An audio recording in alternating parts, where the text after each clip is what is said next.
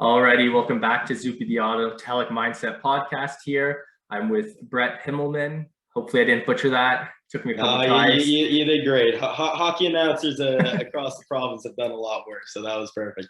Okay, perfect. I'm in the clear. Okay, so Canadian National Canoe Team athlete. Pretty exciting stuff. Just kind of going through your background. It looks like the last year you've made a lot of good progress and put up a lot of good I don't want to say, what do you want to say, scores or outcomes. I can see bring back some hardware for Team Canada. So it's good to see that and have you on board here.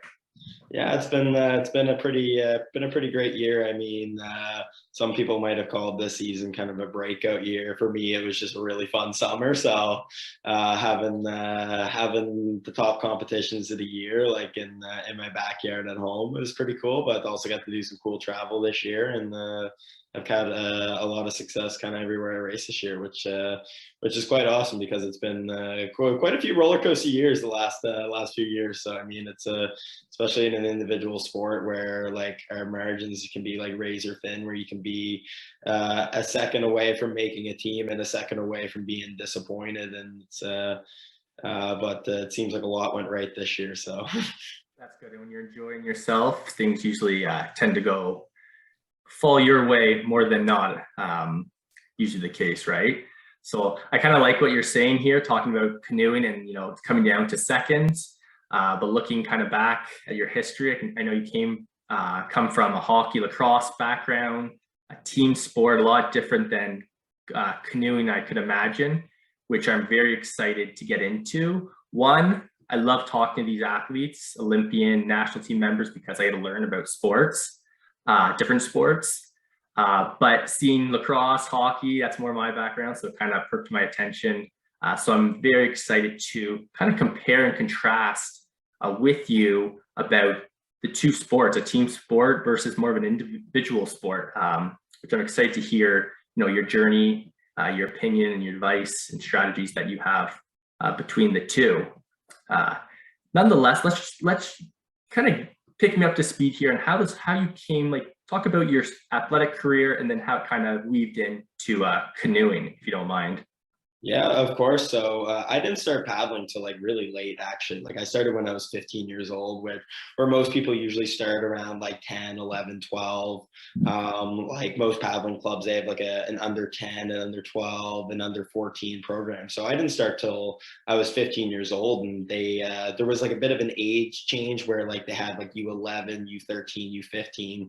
So the age I actually started in the sport, there wouldn't even be a summer program today anymore for my sport, which is kind of crazy. But like I played hockey from when I was like 4 years old on. Like my dad was a university hockey player out for St. Mary's, and same with my great grandfather.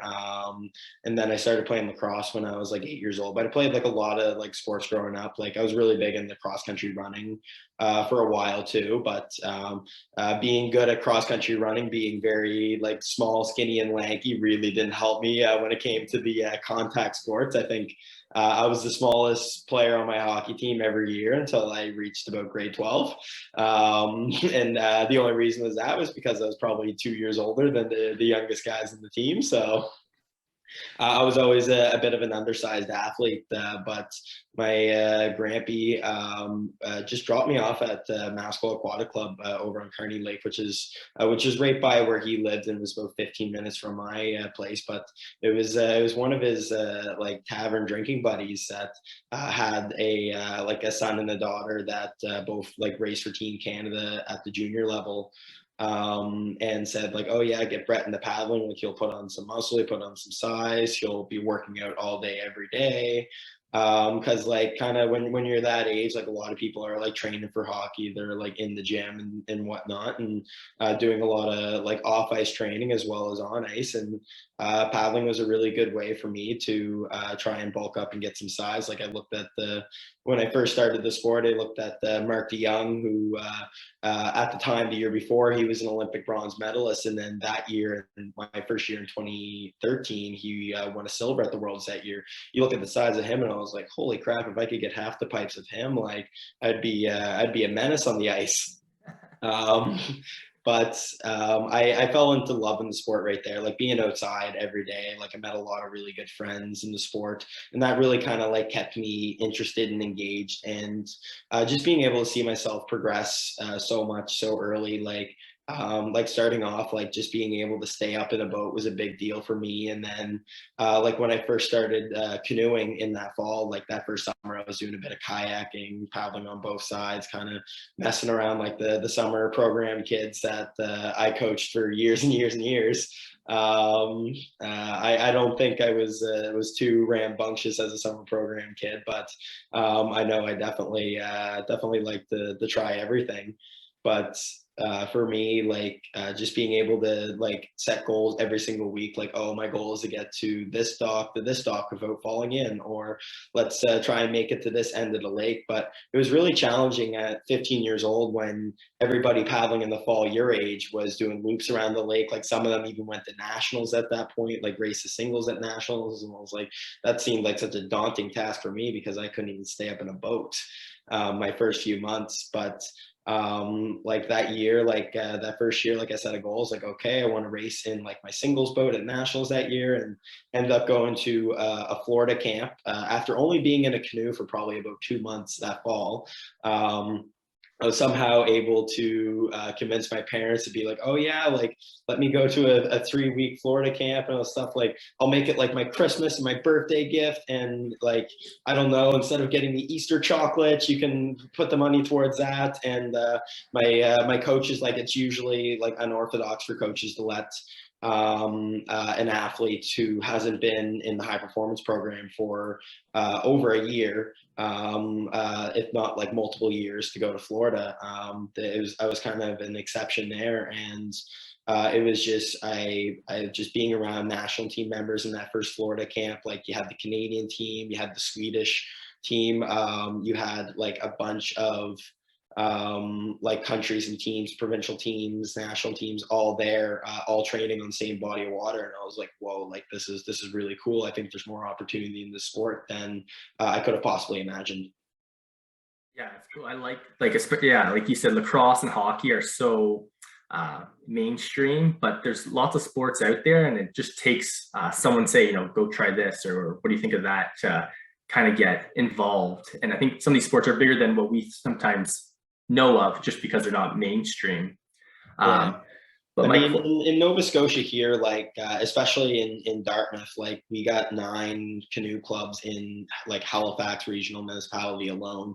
Like in Dartmouth, it's almost every kid growing up in Dartmouth like learns how to paddle. And but you see so many people, either they have to quit paddling for hockey, or quit hockey for paddling. You see that happens quite a bit. I ended up playing 3 sports for the longest time. I played high school hockey, right, and then as well as junior lacrosse. I played 5 years university lacrosse as well. I played university lacrosse up until last year, and even played a year of junior B hockey while I was still paddling. The year after I went to World Cups, I ended up playing junior hockey the following year after that. After a couple of years off, played in the small town Liverpool. Absolutely loved playing there. It gave me a reason to absolutely love Saturdays, just going down there playing for a small town. It was a blast. But definitely some people use like need outlets to kind of recover and get a break from paddling, because really the sport can consume you when you're training like 15 to 20 times a day. Like you're on the water 10 times a week, you're in the gym 3 times, you're doing like 3 to 4 other like cross training activities. Some people might have said I might have been the crazy one to you play other sports as my outlet and as my break for paddling. But I absolutely love the aspect of like team sports. Like just it's a different kind of pressure. Like it's a pressure to perform as a team and not as an individual. Like when you're training in an individual sport, a lot of times, like I always felt like I had a lot of pressure to perform each practice. And in a team sport environment, I really felt like I just all I have to do is like focus, do my job. You don't have to do any more, but make sure that you're not doing any less, and be a valuable member of this team. You've touched on a couple things with this next question I'm going to ask you. And what I it gets brought up quite a bit is sports specialization. Like you said, the canoeing and the demand, like you're talking about on the water, in the gym, and everything else that goes with it.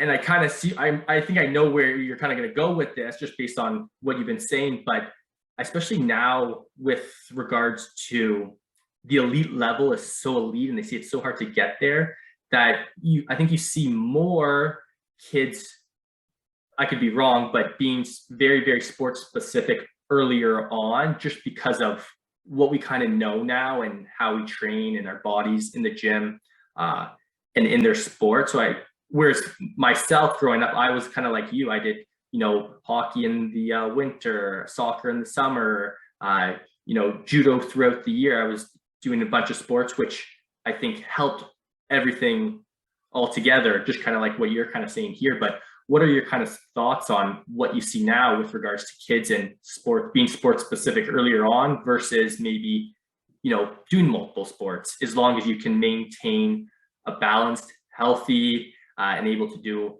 all that you're hoping to do? What's kind of your thoughts and takes on that and what you're seeing in the sports industry? Yeah, I mean, we're starting to see like a lot more. Like you're starting to see like players on the ice like 12 months of the year. You're seeing like people that are like kids. Like I think a lot of people forget that these people are kids. Like I personally believe that there's no such thing as an elite athlete 12-year-old or 13-year-old. Like they're still kids at that point. So like trying to like have them hyper focused on one singular sport at that age almost certainly will lead to like a burnout. And I mean, for me, like playing multiple sports was really important for me, not just to like develop like physical skills and whatnot, but also to like develop like to get like multiple approaches, like that you learn everything from different sports. Like I learned stuff from hockey and lacrosse that I use from paddling today. And just I think when people are so hyper focused in one environment, if something is off of that environment, like it can really take over your whole life. It's very important to have that kind of balance. Like there obviously becomes a certain age when you can't do both sports at in the highest level that you're able to do. Like for me, like I knew that I wasn't going to play like university lacrosse in the States, or I was going to play like any sort of like high level junior hockey. I mean, I still ended up playing university lacrosse in Canada and still played a year of junior B. But I also knew that paddling was my A sport, that was the sport that like I'm training for. That's the sport that my goals are in. But it's really hard to have like high level top goals when you get to like whether it's 17, 18, like for two high level sports. I know a lot of kids get to the age where they have to choose between doing major midget hockey or training full time for paddling, because both those schedules, they're highly demanding schedules, and not just for the kids themselves, but also for the parents too. Like I think my parents were more excited that I got my license than I was, because they were like, "Oh yeah, you can drive yourself to 6 a.m. practice. You can do all these sports in the world. You can go play hockey, lacrosse, and you can go paddle. But yeah, you got to drive yourself to all of them. And, you gotta pay your share for them too. So." Like especially like at that kind of crossroads age, like when you're 15 years old, you can't be, especially if you have like a family with like multiple kids in sports, it can be tough to run them all around everywhere. But I mean, it gets to a point where like I think that athletes really need to think about, okay, like what are my goals that I'm trying to get out of this, and are these goals like attainable and like realistic? Like not every kid is going to go to the NHL. Like I knew that I wasn't going to play any major junior hockey or I wasn't going to like pursue hockey at that level like I was trying to do at a younger age. But I knew that I had a real opportunity here in paddling to do some special things. And I had goals like when I was in high school that I wanted to represent Team Canada, and I wanted to win medals at Canada Games. And those were goals that I saw myself visioning in the future. But yeah, like I'm a real big like I guess supporter of like multi-sport. Like I got a younger cousin right now who is a very talented elite level paddler. Like she's 16 years old. She's also extremely high level in volleyball and paddling. Like she won a lot of medals at nationals this past year, and she's also one of the top volleyball players in Nova Scotia. But she's able to do both sports at the high level at the age she is, and she's also very lucky to have incredibly supportive parents that will help her pursue both passions. But eventually, she will have a time, it might not be next year or the year after, where she's going to have to decide, okay, do I want to play university volleyball at a high level, or do I want to try and make the national team for canoeing? But that's not a choice that needs to be forced on kids and athletes at such an early age. Like there's no reason why a 13-year-old would need to quit hockey for paddling training. Like there's a way you can make the schedules flexible for both of them that works for both the kid and the parent. Yeah, I like what you're saying there. And I always tell, I mean, a lot of athletes, like you said, when you get to a certain age, eventually you have to make that choice just with the demand. And I don't envy those kids when they have to make that decision, because, sometimes it's a coin flip, really, right? Because you're, like you said, if you're at a certain level for both, you can go either way. Like it's a tough decision, but I think I always say that's part of the journey, part of the process. And wherever you end up and you look back at those decisions, you're like, I'm happy I went this way, or I'm glad it worked out this way, even though those are some of the tough decisions you have to make along the way. Saying that, with regards to you, because you started canoeing around the age of 15, you said, and then playing university lacrosse, when did it actually cross your mind that, okay, I want to take canoeing like seriously to the national level? When did your mindset say, okay, like this is going to be my sport, I'm going to be fully committed? Yeah, so the switch really flipped for me when I was at it was my third Florida camp at the time, and I got an email in February that based on my results from the previous year, that I've been selected to race for Team Canada at a competition in Mexico.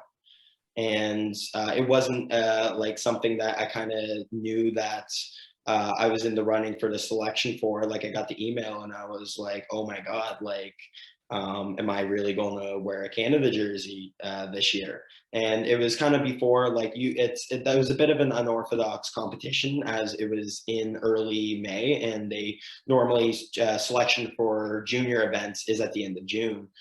So they ended up picking instead of doing like an early like May selection where a lot of athletes haven't been on the water for very long yet. They at the junior level, they don't want, I mean, kids are still in high school, and you can't take 12 weeks off like senior athletes do to prepare for senior trials in high school. That I don't think any parent or school would allow that to happen. But when I got that email there, I was in the middle of Florida camp, and I was having a really good Florida camp at the time. And I was like, okay, like I'm going to race in a Canada jersey this year. And it was in a smaller international regatta. It was like Canamex America's Cup. It was Canada, US, Mexico, Cuba, and Guatemala. So it was like a 5-country international event. And I ended up doing quite well there. I ended up winning three medals. Mexico definitely had the home water advantage. I still remember being neck and neck with the canoer from the Mexican team, and I was like, oh yeah, I'm a really strong finisher. The last 250 is always the best part of my race, and I don't know if it was the 45-degree weather or just like the atmosphere in Mexico, but he was able to triple his stroke rate when I hit a wall. It was almost like he knew I was going to hit it.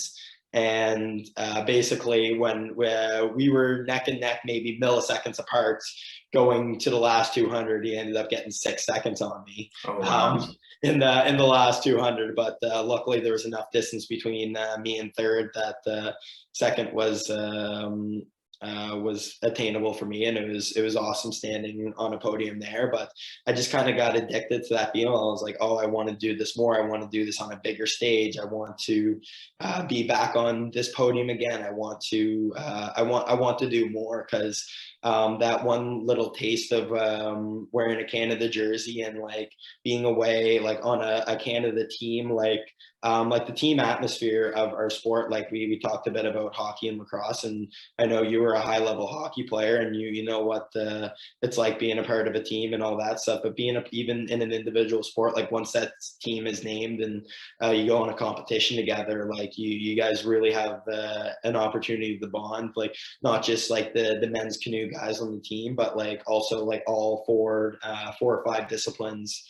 Between like men's kayak, women's canoe, like on the world stage, para as well. You really get to know the people that you're traveling with and make great relationships with them. But I just kind of been addicted to that. And then like I knew after I came home from racing for Canada, I had the Junior Worlds trials coming up, and unfortunately I just missed the team on that. They took 4, and I was guy number 5 around that list there. But I still had like plenty of goals. Like this past year, and like my goal was to go to Worlds, whether it's Junior Worlds or U23 Worlds. That was my goal for the last like 5 years. And my first World Championships was this past summer, and it happened to be a Senior World Championships, which is the biggest one. That's crazy. It's funny how time flies, right? Going from 15 to being here now. Yeah, and I mean, I was like for those like junior and under 23 worlds teams, like I was on the bubble for so many years of those teams. Like if they were taking like 4 or 5 guys, like too many times I was guy like either like 6 or 7. And like 2019, like I knew I was within that top 2 and top 3, but they ended up not taking an under 23 worlds team that year. They ended up taking no guys. And then like 2021 last year, like I had my best national results to date, but I ended up missing the under 23 worlds team on a tiebreaker. So I was that close again. So it was a lot of like disappointments and just barely like missing out on teams, like being so close. And like even though like my times and my results were progressing at a senior level like year after year, like any sport, there was ups and downs. Like last year, like Olympic trials were pretty rough for me. It was my first set of Olympic trials in Burnaby. It was the longest I've been away from home. We were away for like 4 months, that kind of fall. Wow. And it was a whole other level of pressure that I wasn't used to, but I ended up bouncing back that summer and had a good nationals, but I still missed out on like making like I achieved my goals in terms of results and times and what I want, but I ended up missing out on every team. So it was a lot of perspective and reflection. Like I talked a lot to my coach, John Pike, who was my longtime club coach before he was the national team coach. I was so disappointed, but he really helped me realize that I wasn't disappointed in myself, because I was very proud of how I raced and how I bounced back from early in the year and how I trained up into that point.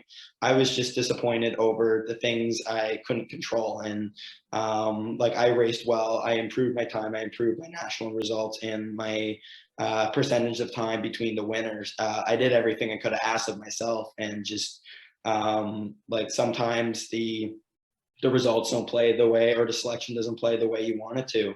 And that was really important for me to bounce back for motivation to train for the following season, which led me to what was a very successful 2022 season. Yeah, if you don't mind. Okay, so it seemed from what you're saying, not this year, but last year, it's just been a lot of learning, a big learning curve with some of the ups and downs. Gaining experience. But I'm just gonna like go back on some of the stuff you were saying. One, and I've heard it from a lot of, especially the athletes who have got a taste of the Olympics, is that that addiction. You just want more. You just want more. It's funny. I always tell my sister told me a story when she was at the Olympics, got the closing ceremonies, and her teammate taps her on the shoulder. She's like, "See, Cleta, see how you can't just do one? Because once you do that one, you got the itch." So I see what you're saying with getting that itch at the international competition, being on the podium. So I feel what you're saying with that addiction part, and just wanting to be part of getting better and putting up more results and medals. So I like that you said that. As well as I kind of want to allude back to, I know we're kind of going back and forth with team sports and individual sports, and you're kind of touched on it with regards to controllables and uncontrollables, as well as you were saying, like, you took a lot of your team sport, the mentality and stuff you learned into the individual sport. And with regards to like being a team sport, the stuff you can control and not control based on having 15 other guys, 20 other guys on your team is a lot different than you out there by yourself or one other guy. Kind of tell me a little bit about like the mental side of stuff, on like the differences, the similarities, what you took from team bringing into the individual sport with regards to the mindset and learning how to control things that normally you probably couldn't control in one sport versus the other. Yeah, I mean, you kind of just said it right there. Like whether you're playing in a team sport or an individual sport, there is things you can control and there's things that you can't control. And a lot of times in both sides, it's very similar to stress out about things you can't control. Whether you're on a team and you can't control how sometimes whether it's how your teammates are going to play, how your team is at the time, you can't control what the other team does. Sometimes you can't control things like the referees or the weather or all that stuff. Being able to have that kind of same mindset, whether you're in an individual sport or a team sport, even though it's different in the way your responsibility and role you have to be. Like if you decide to shut down in a team sport, you might have 15 other guys to help pick you up, where if you're alone in your boat in a singles race and you shut down, you're kind of on isolation island there. Yeah. But at the end of the day, there's only so much you can control, and that's what you need to worry about. Like when I go back to that 2021 Nationals race, where I had a really good race, but other people had really good races too, and I couldn't control the selection criteria that year. I couldn't control what people were doing on the other lanes on either side of me. And just like in a team sport environment where I could have the best game of my life, but the team could also lose 5-1 or 5-2 as well too. Yeah. You kind of have to just almost like turn off like the results part of your brain at that time when you're kind of evaluating what you've done and what you can improve upon. Because the first reaction after either it's a race you just lost or like a game you just lost, whether it's individual or team, if you lost a game or if you got beat by 3 or 4 other people, your first thing is like, oh, what did I do wrong? Oh, did I screw up, or did I mess up somewhere, or did I not prepare right?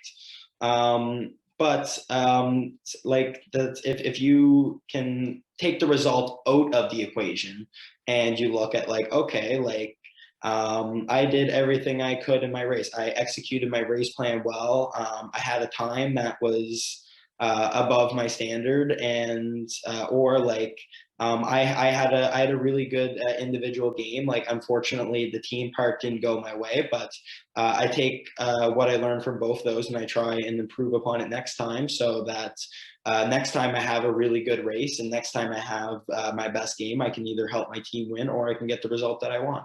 I like what you're saying, just taking ownership, what you can control in yourself, and saying that.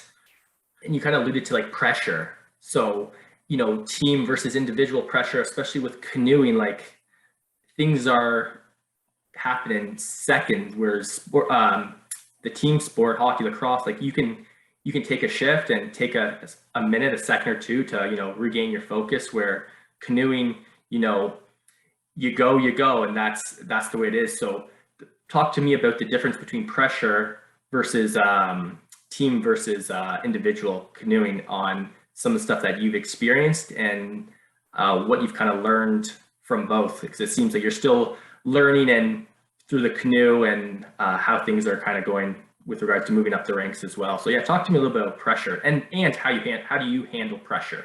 Yeah, I like to handle pressure by trying to not let it really get to me.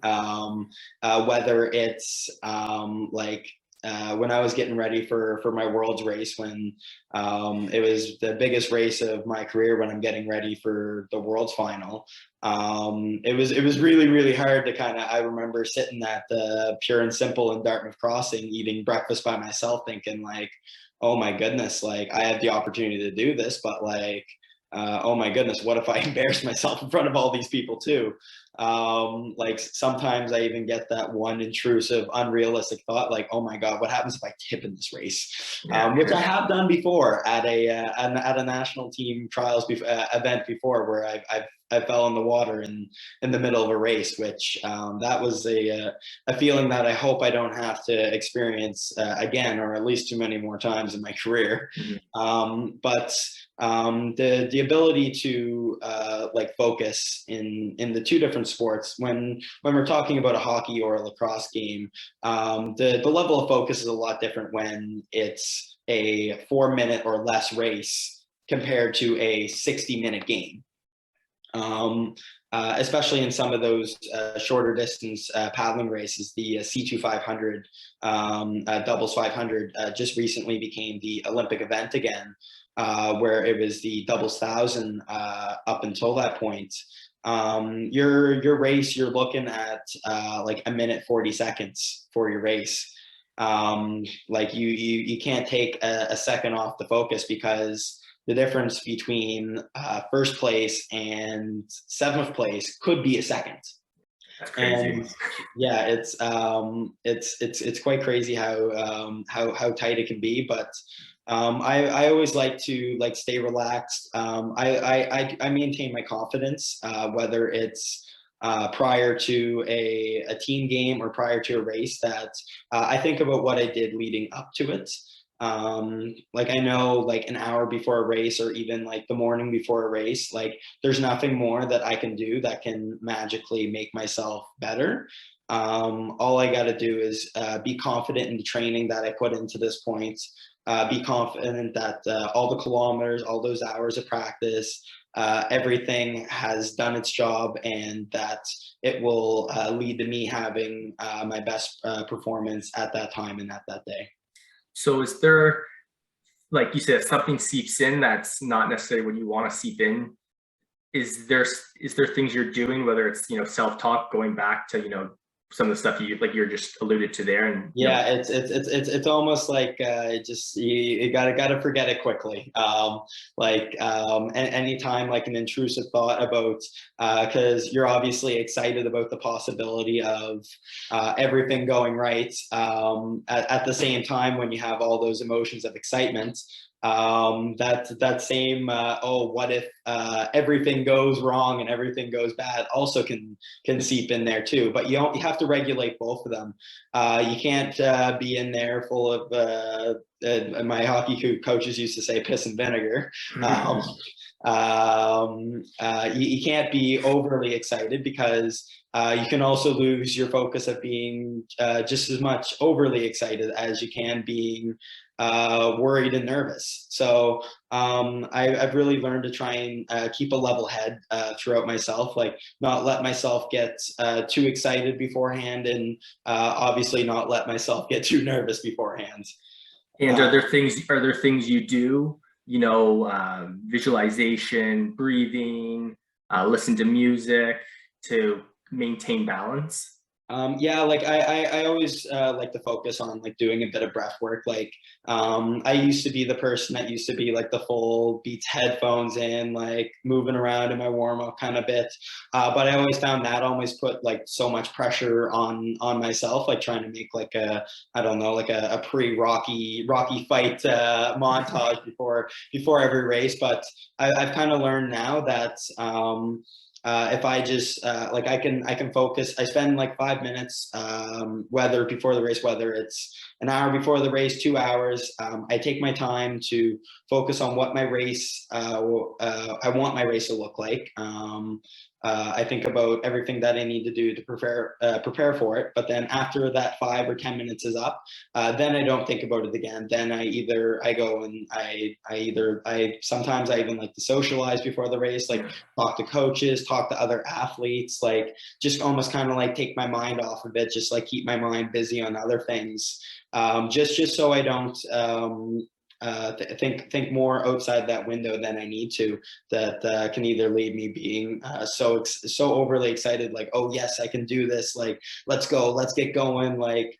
In team sports, you let that kind of go a bit because you got 15 other guys that are like that, and you're like, let's go, let's like the rah kind of team sports aspect of it. But when I'm out on the water, I know that if I can keep myself calm, I can keep myself level headed, then I can get my performance to where I need it to be.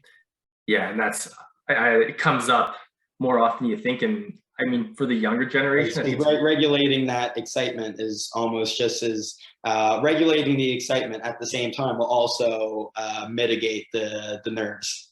yeah, and people sometimes don't understand, these are the top athletes in the world. Why did he gas out? Was it he didn't train hard enough? It's like, no, these guys have been doing, you guys eat, sleep, and train. It's not he wasn't conditioned enough. It was controlling those energy levels, right? Maybe like you said, he was too excited, and he just burnt out that last 200 meters, wherever it may be. Or like you said, the other side, you're just too nervous and you couldn't maintain and you burn out. It's not because and at like the junior level, and at like the even like the provincial and the national level, there's so much that can go on in your head that can affect your race. I find, like, especially when I was younger, it was just as easy to like get myself super excited and pull like a magical race out of my ass as it was to getting all up in my own head and implode. And I had a lot of those races when I was younger, and then when I was coming up through the ranks. But when you're at the top level, everybody is at their A game always. Mhm. Like you don't rarely see somebody like at the top level having a like, oh, like I absolutely blew it and bombed it. Like that doesn't happen near as much at the top level as it is in the younger ranks, because everybody has been training so much to that point. They like, we're not just talking about like hundreds of kilometers and hours. We're talking about years and years, and like hundreds of thousands of kilometers under their belt at that point. Like everybody knows what they're doing. Yeah. And I like that. I like that you say that, because I know playing hockey, and I'm sure you heard it too, that, you're 13, 14 years old and, you think you're going to the NHL, your parents think you're going to the NHL, but there's a whole nother level when you get to, semi-pro, pro, and like you said, the hours people put in, and, this is international. You're competing against all the best people in the world.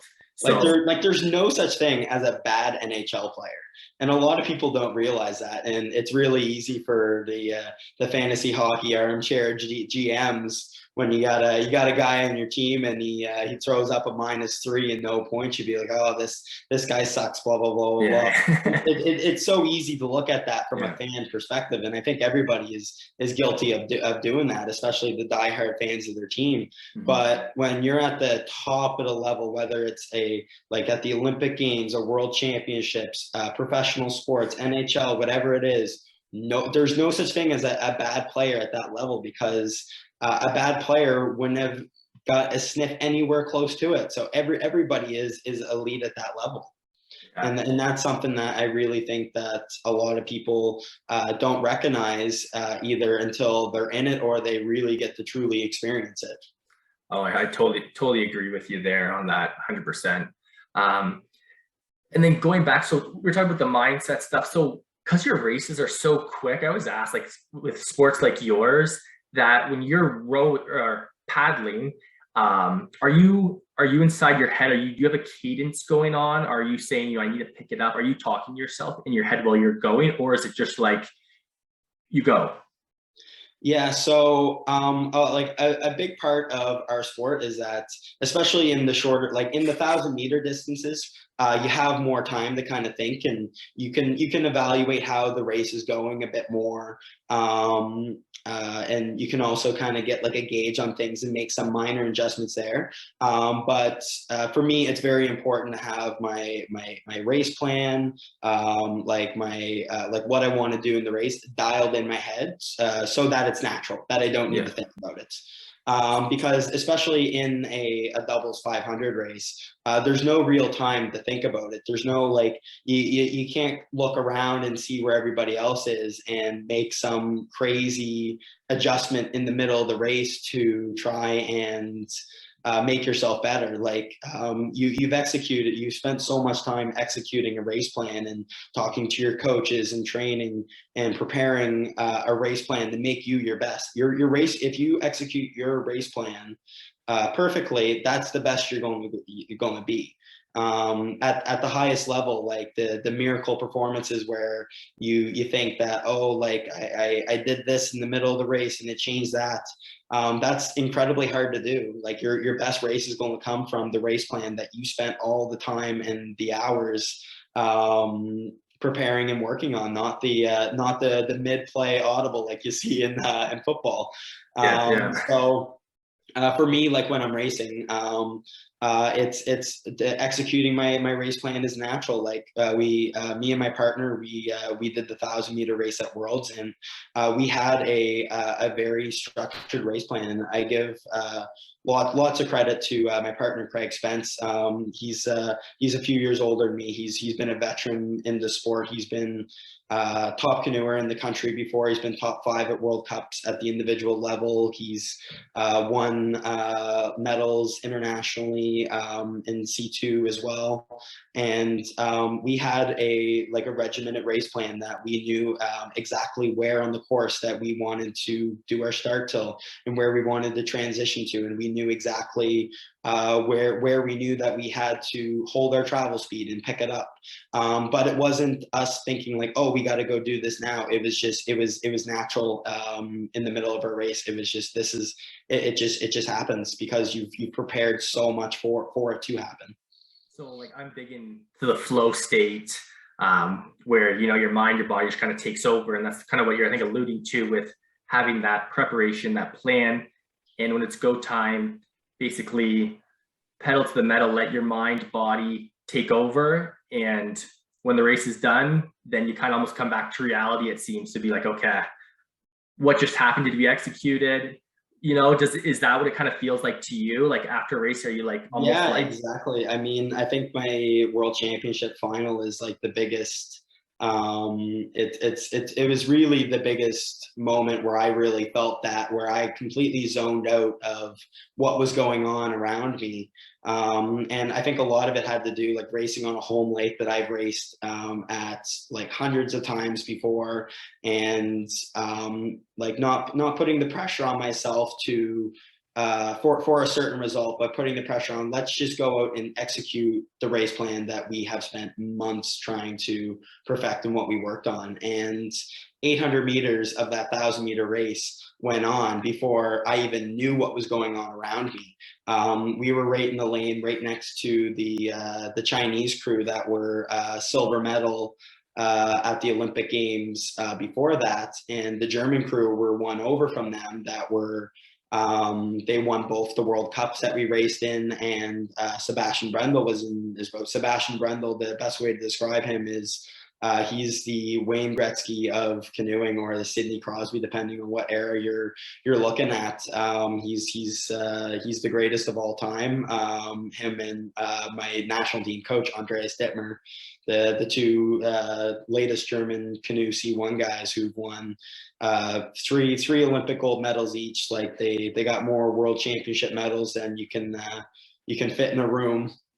Between the two of them, but like we couldn't change our race plan. We can't change our race plan around them. They have their own race plan that's going to make them the best. We got to do our race plan that makes us the best. And I almost had tunnel vision right down the lane. Like you could kind of see the Chinese crew and their peripheral view. Like we knew we were close with them, and we knew if we were within touch of them, we were in a good position. Like we didn't bomb anything at that point.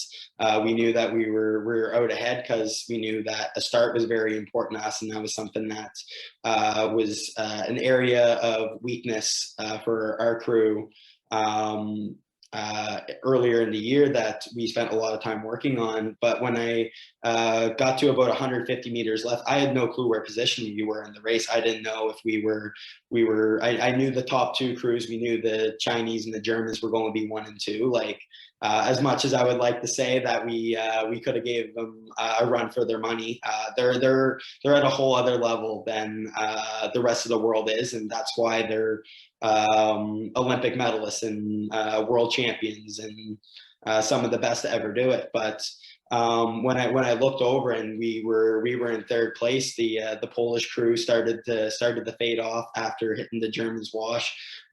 We had a good lead on Brazil and Hungary. I was like, holy shit, are we actually going to do this? Are we actually going to get a world medal? Like, and then when we crossed that line, it was like there was no real thoughts. It was just like an explosion of emotions. Like we were just like, holy crap. Like at this time last year, I couldn't even imagine just paddling on the world stage like this, like competing in an A final, let alone crossing the line and get a medal. But like that whole first 800 of the race, it was just the race plan was natural. Like what we were doing was going through the motions isn't the right word, because that almost kind of sounds like you're dogging it. But just like everything was so fluid and so smooth that by the time you got to the grind time in the last part of the race, it was like everything just felt so just calm and relaxed throughout that whole race, where in a world final, when you got crazy amount of emotions before the race, like I talked about that nervous breakfast that I had before, that all went away, because it was like, this is the easy part, and doing my job, that's the easy part. I know how to do that. And it's incredible. Like just listening to it, I'm getting hyped up. I can feel your intensity and emotion. And I'm just going to sum up what you're kind of saying here is when we enter this flow state, and you kind of mentioned it earlier on in the talk about setting aside outcome.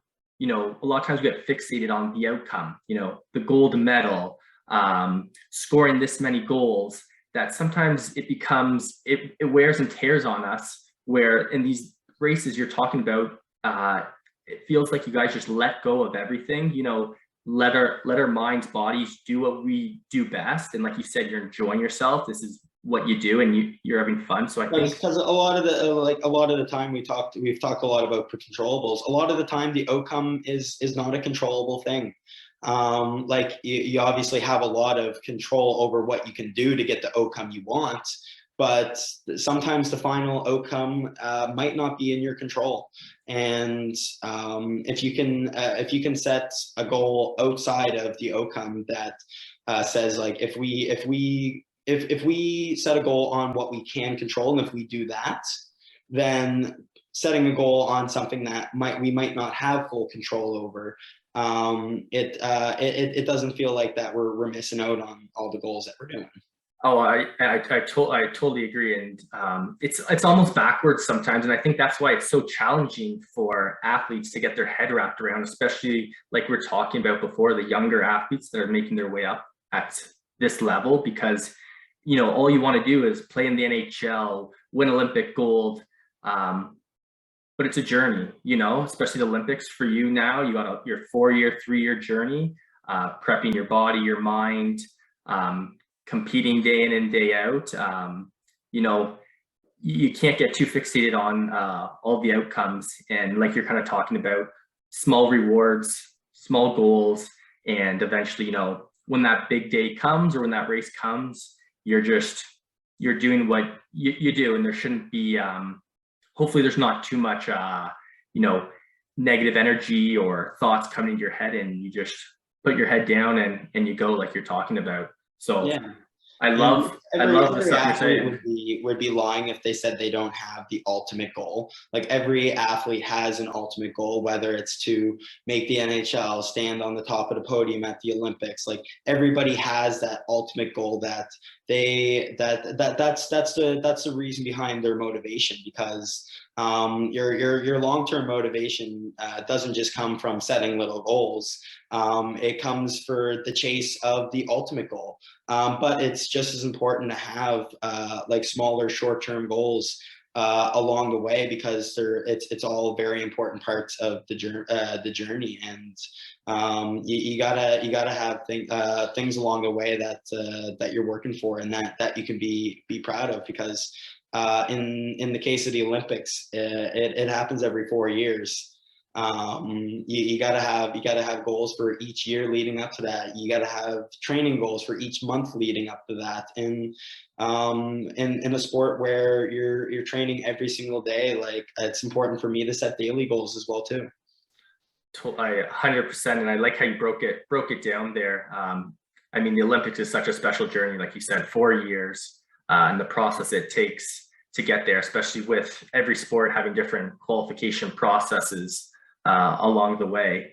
But I'm just happy that, you know, I got you on here, and really had a good look. I've enjoyed this. Has been a lot of fun. So I like the perspective that we got to kind of bounce back between team sport versus an individual sport, and very different but very similar at the same time.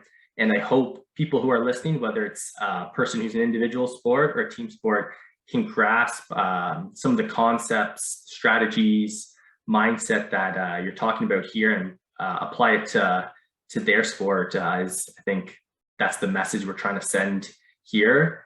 Yeah, of course. And I mean, like for me, in my case, like I've obviously am a lot more at an elite level in my individual sport than I ever was with my team sports. Like I'm at an elite level for paddling, but I knew I was nowhere close to that in hockey. I think I had 3 junior B goals total of my career, so I wasn't any budding star in hockey by any means, and I always thought that I was a pretty solid lacrosse player, but I know that that next level was a whole other level that that my lacrosse game didn't have. But I still took parts from every sport that I did to not just make me into the athlete that I am, but also the person.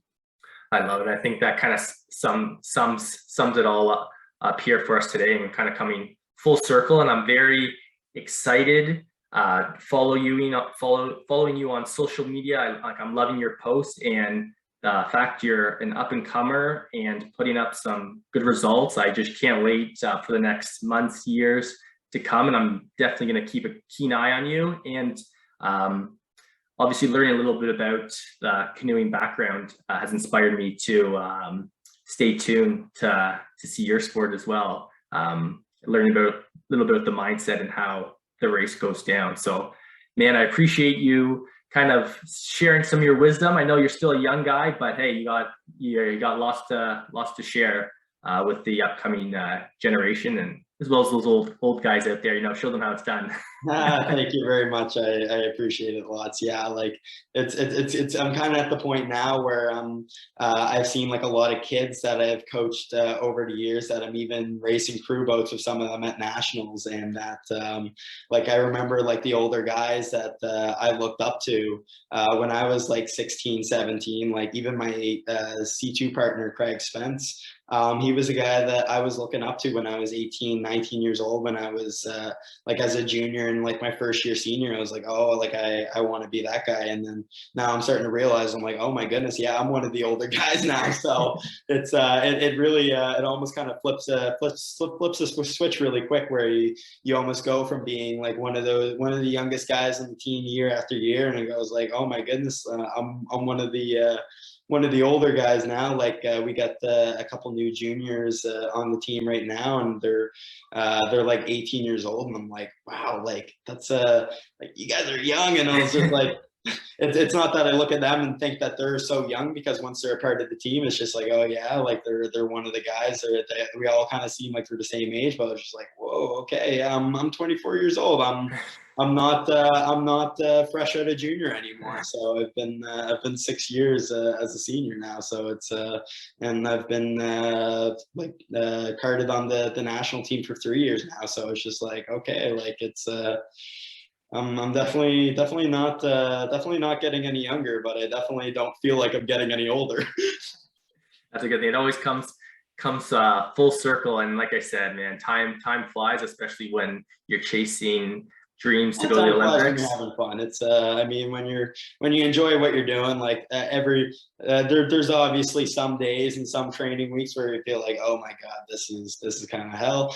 This week exactly here has been one of those weeks where I'm having to do practice an hour and a half early every single day. I'm having to do workouts late at night to grind it out, because I got a pretty heavy work schedule with some events and stuff. Some really fun events, working with like kids and introducing them in sports as a part of like the RBC Olympians program and stuff. But at the same time, it's a pretty heavy grind trying to get through training, all that stuff. But when I look at everything I do from like a macro perspective, I'm like, yeah, you know what, things are pretty good, and I love what I do. And staying level-headed, I think that's the name of the game. Humble and being consistent at what you do. You can't go wrong when you're having fun and enjoying yourself, especially something magical to say when you're on the water too. I know I like the ice, but being on the water, there's just something about it. I think that Oh yeah, I mean, like you can look at it both ways. You can look at being up at 6:45 in the morning and be like, oh shoot, it's so early, it's dark out, it's just like it's kind of cold. But in the same like breath, same string of thoughts, you can think like, oh my goodness, it's so calm and peaceful and nice out here and quiet, and I'm being productive so early. So I even think those thoughts in the same 5 seconds in a morning. So you think for a reason. So I always said, if I even say this to the kids I coach and everything, if you're not enjoying what you're doing, then what's the point really? Like so yeah, like it's if you're not having fun at this, then you're doing it for the wrong reason. So as long as I'm still having fun at this, and I'm still able to enjoy doing what I'm doing, I'll do it as long as I can. that's awesome, and I hope you have a couple of good, more solid years going through the process of making this Olympic team. Because, like I said, I'm excited to continue to follow your journey. And I just want to once again say thanks for coming on, because I know it's a grind out there, and for you to put an hour or so aside to chat with me, I greatly appreciate it. So no, thanks for coming on board. No, I really appreciate it when you reached out. Like, I mean, I saw a couple of your episodes. They're awesome. It's good stuff. And anytime, always happy to come on and chat, and especially with someone as awesome as you are.